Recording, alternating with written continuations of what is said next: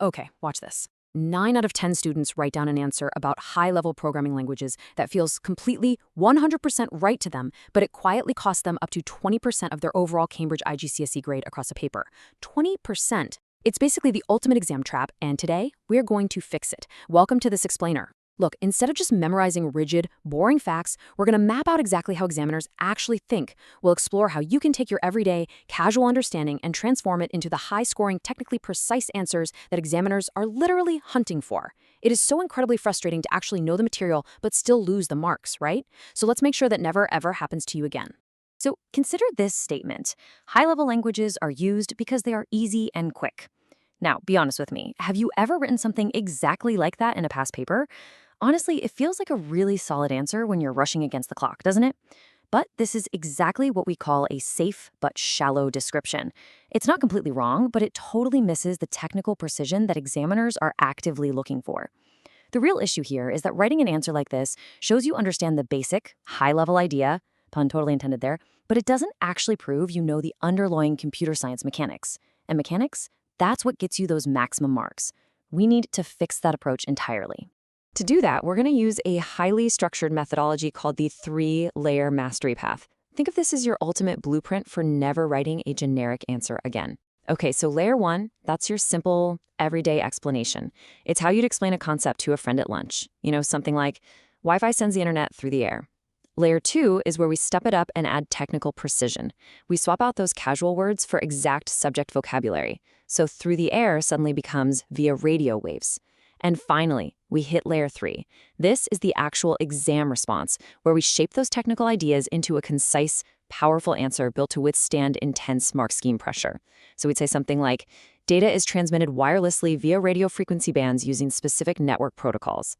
See the difference? If you systematically follow this path, you move from just describing a digital problem to actively explaining exactly how and why it works.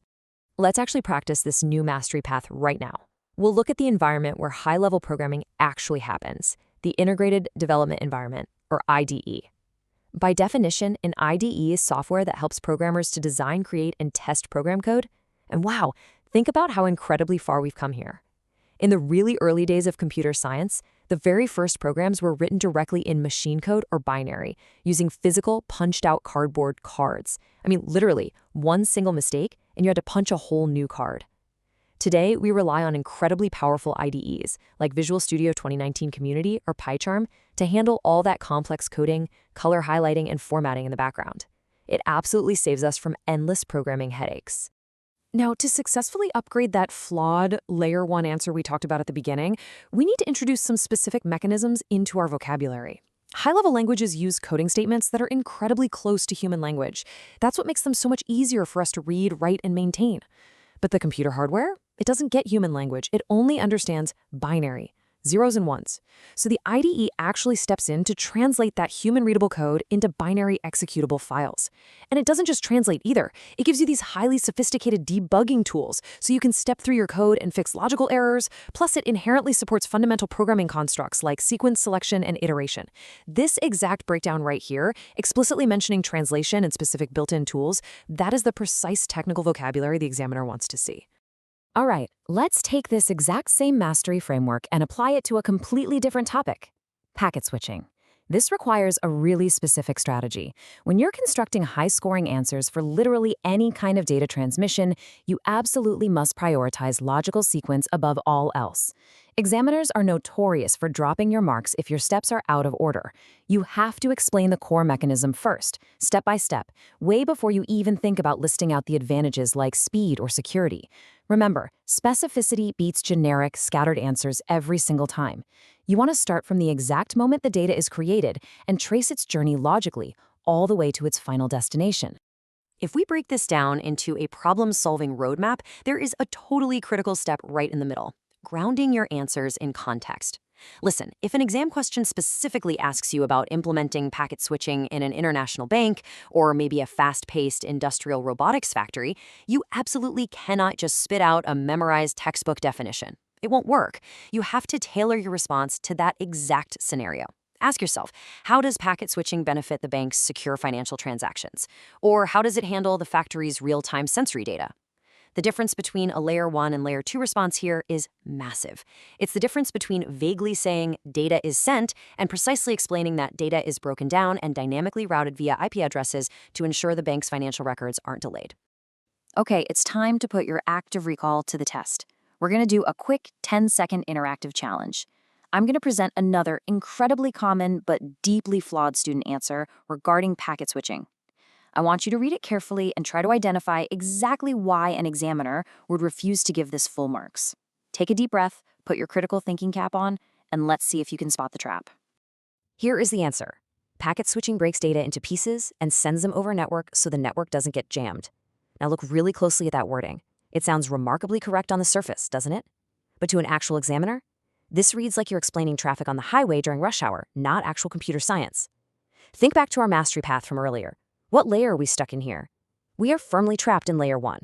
It uses everyday non-technical language like pieces and jammed, and it completely lacks any mention of specific network mechanisms or structural context. It's a safe answer, sure, but it is way too shallow to earn you the points. So, what is the fix? Let's reveal the actual layer 3 upgrade. Instead of vaguely saying the data is broken into pieces, we need to call them exactly what they are, packets. And instead of that super conversational phrase, so the network doesn't get jammed, our corrected, high-scoring answer states, packets are independently routed along the most efficient path, bypassing congested nodes. Do you see that dramatic difference in quality? The upgraded answer provides the exact technical mechanism, independent routing, and precisely explains how it handles network congestion by actively bypassing nodes. This kind of targeted precision is exactly how you secure maximum marks when you're under serious exam pressure. To successfully systematize this thought process for any topic across the syllabus, you need to rely on what we call the recall cycle for deep understanding. When you sit down in that quiet, super high-pressure exam hall, your brain needs a highly disciplined path to follow. First up, identify the exact question demand. Are they asking you to define, to explain, or to evaluate? Second, classify the concept. Are we talking about hardware infrastructure, software applications, or data transmission? Third, explain the sequence clearly and methodically.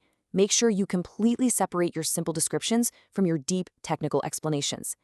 And fourth, always connect it back to the context provided in the prompt. You completely avoid those safe but shallow errors by guaranteeing that every single advantage you state includes a rigorous, logical justification. And this ultimate safety net, the 4-question self-check, is absolutely vital when you're tackling visually distinct concepts like HTML and web structure. For example, right before you finish an answer about how a web page is built, run through these questions. Ask yourself, did I clearly define what is it? Like distinguishing between the actual HTML content structure and the CSS presentation style? Did I lay out how it works using precise technical terms like tags, attributes, and structural elements? Did I anchor my answer to where is it used by referencing the specific browser rendering scenario from the question? And finally, did I evaluate why separating content from presentation makes the website significantly easier to maintain?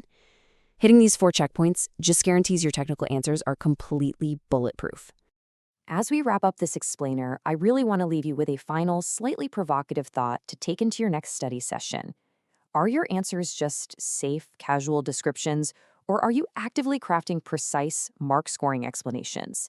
Because as we've seen today, the difference between a failing grade and top marks is often just a handful of carefully chosen technical words layered into a solid logical structure. If this step-by-step breakdown helped these computer science concepts finally click for you, make sure to subscribe to Ace the Exams. We've got a massive amount of syllabus material to cover, and you absolutely will not want to miss our next explainer, where we tackle another major exam trap that catches thousands of students completely off guard. Keep practicing that layer 3 precision, and I will catch you in the next one.